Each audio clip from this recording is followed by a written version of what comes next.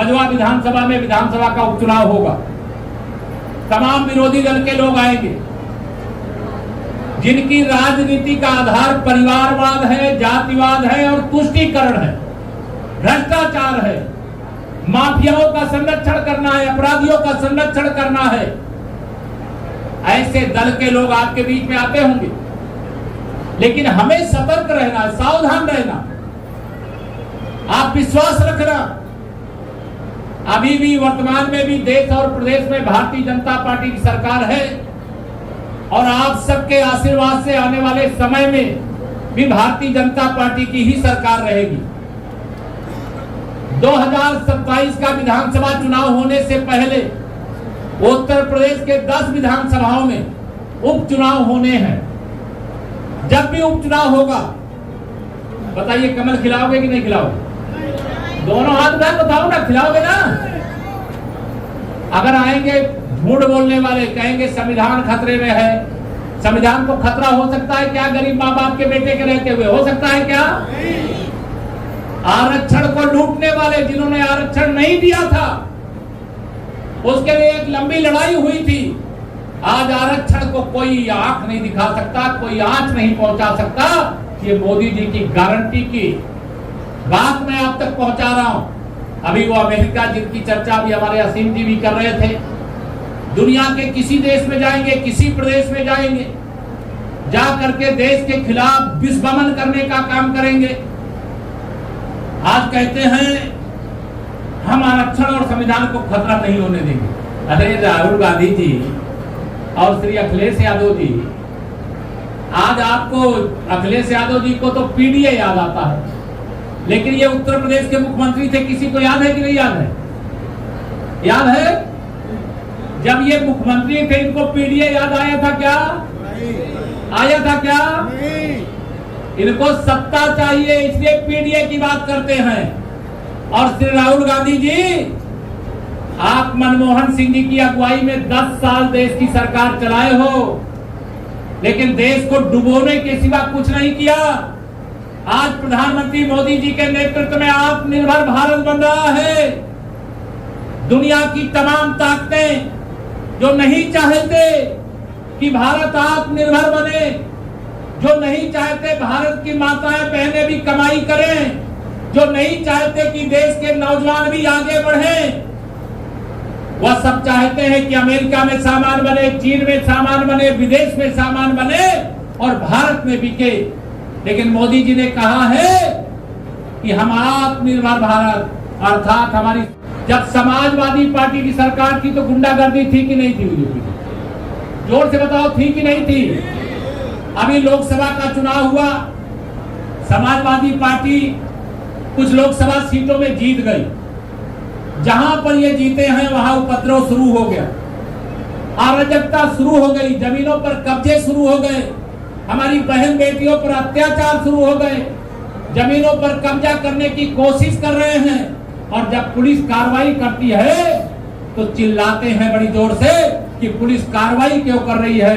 मैं बताना चाहता हूं श्री अखिलेश यादव जी, ये गुंडों अपराधियों की सरकार नहीं है, उत्तर प्रदेश के 25 करोड़ जनता की सरकार है। और उत्तर प्रदेश के 25 करोड़ जनता की सुरक्षा का संकल्प लेकर के हम सत्ता में आए हैं। गुंडागर्दी करने के लिए नहीं, गुंडों को बढ़ावा देने के लिए नहीं, दंगाइयों का संरक्षण करने के लिए नहीं, अपराधियों का संरक्षण करने के लिए नहीं आए। जिन लोगों ने अपराध किया उसकी जांच होती है। अभी मैंने देखा कन्नौज लोकसभा से जहां अखिलेश यादव सांसद हैं, उनके ही पत्नी श्रीमती डिंपल यादव के एक प्रतिनिधि थे, वो मिनी मुख्यमंत्री वहीं से सांसद हैं, आदरणीय विधायक हैं हमारे असीम अरूण जी। उनका एक गुर्गा एक बेटी के साथ घिनौना कृत्य किया, जांच हुई, उसको जेल भेजने का काम योगी आदित्यनाथ जी के नेतृत्व में भारतीय जनता पार्टी की सरकार ने किया। अभी अयोध्या के अंदर एक सांसद बने, समाजवादी पार्टी का वहां का पदाधिकारी एक निषाद समाज की बेटी के साथ घिनौना कृत्य किया, उसको गिरफ्तार करके जेल भेजने का काम किया और जो अवैध कब्जा था उसको हटाने का काम भी किया गया। अभी जाली नोट बनाने का काम या जाली नोट सप्लाई करने का काम करने वाला एक व्यक्ति कुशीनगर में पकड़ा गया। उसकी भी अखिलेश यादव जी के साथ फोटो मिल गई। ये जितने अपराध करने वाले समाजवादी पार्टी से ही रिश्ते क्यों होते हैं? मैं आप सब लोगों को आगाह करना चाहता हूं, 2024 के ही अंदर लोकसभा का चुनाव हुआ है, विधानसभा का उपचुनाव होने वाला। मोदी जी के हाथों को मजबूत बनाने से भारत मजबूत होगा, भाजपा के मजबूत होने से भारत मजबूत होगा। जो अपराधियों का साथी होगा, अपराधियों के खिलाफ कार्रवाई होगी तो उसको दर्द होगा। श्री अखिलेश यादव अपराधियों के खिलाफ, माफियाओं के खिलाफ, दंगाइयों के खिलाफ, भ्रष्टाचारियों के खिलाफ, बलात्कारियों के खिलाफ जब भी कोई कार्रवाई होती है वो बिलबिला उठते हैं। मैं उनसे चाहूंगा कि अपराधियों के खिलाफ उनके बिलबिलाने से कार्रवाई नहीं रुकेगी।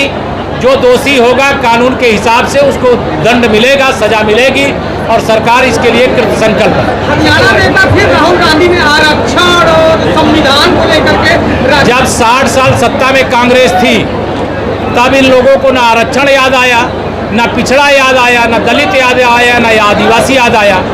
आज एक पिछड़ी जाति के एक गरीब माँ बाप के बेटे देश के प्रधानमंत्री बने हैं तो सत्ता वियोग में बौखलाए श्री राहुल गांधी बार बार उल जलूल बयानबाजी कर रहे हैं, लेकिन उनकी बयानबाजी का जनता पर कोई असर नहीं है।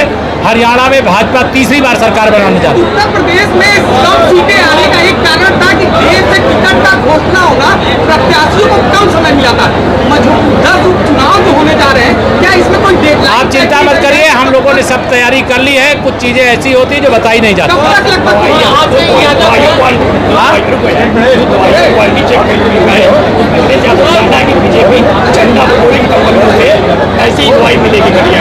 श्री अखिलेश यादव जी बहुत तनाव में है, सत्ता में अभी है नहीं, 27 में भी आने वाले नहीं है।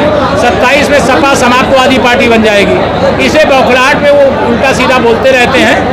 मैं भगवान से प्रार्थना करता हूँ कि जो उल जलूल बोलता है कुछ उसको अस्वस्थता का कारण होता है। भगवान से प्रार्थना है वो स्वस्थ रहें, उल जलूल बयानबाजी बंद करें और जो गलत होगा उसके खिलाफ कार्रवाई होगी।